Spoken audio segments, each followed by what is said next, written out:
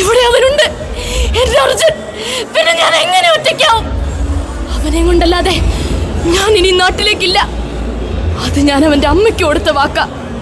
അച്ഛൻ വലിയ കളിപ്പാട്ടവുമായി വരുന്നത് കാത്തിരിക്കുന്നവന്റെ മകൻ എന്താണ് സംഭവിച്ചതെന്നറിയാതെ, ഒന്ന് പൊട്ടിക്കരയാൻ പോലും കഴിയാതെ അവന്റെ ഭാര്യ.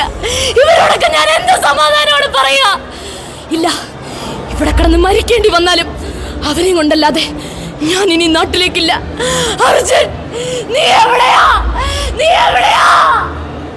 വേദിയിലിരിക്കുന്ന വിശിഷ്ട വ്യക്തികളെ, ഞാനൊരു വഴിയാത്രക്കാരി.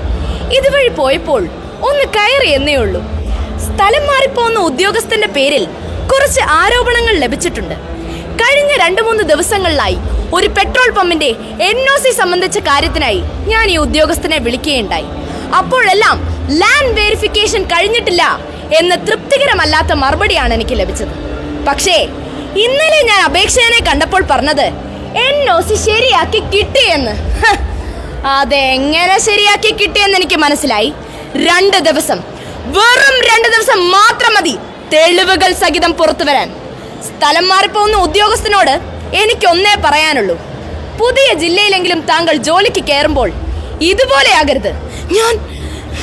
ഞാൻ എന്തിനി ജീവിക്കണം? 1 രൂപ പോലും ആരിൽ നിന്നും കൈക്കൂലി വാങ്ങിയിട്ടില്ല. എന്നിട്ടും എന്തിനെന്റെ സഹപ്രവർത്തകരുടെ മുന്നിൽ വെച്ച് അവരെ അപമാനിച്ചു?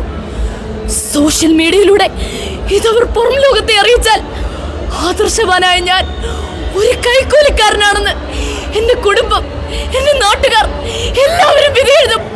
ഇല്ല, എനിക്കത് ചിന്തിക്കാൻ പോലും കഴിയുന്നില്ല. ഞാൻ ഇനി നാട്ടിലേക്ക് മടങ്ങുന്നില്ല. എന്റെ ജീവിതം ഈ ഔദ്യോഗിക വസതിയിൽ തീരട്ടെ. പ്രിയപ്പെട്ടവളെ, മക്കളെ, മാപ്പ്, മാപ്പ്, മാപ്പ്. നന്ദി, നമസ്കാരം. രീതിയിൽ സമകാലിക വിഷയങ്ങളും ഇതിവൃത്തമാകാറുണ്ട്. മോണോ ആക്ടിൽ അത്തരത്തിലൊരു വിഷയം അവതരിപ്പിച്ച ആലപ്പുഴ സ്വദേശി മിടുക്കിയായ പെൺകുട്ടി ബാലാമണി എന്നാണ് പേര്. അവൾ ഏത് സ്കൂളിലാണ്? GGHSS ഹരിപ്പാട്. എത്രയല്ല പഠിക്കുന്നത്? 9th. അപ്പോൾ മോണോ ആക്ടിന് A ഗ്രേഡ് കിട്ടിയിരിക്കുകയാണ്. ആദ്യമേ അഭിനന്ദനങ്ങൾ. Thank you. അപ്പോൾ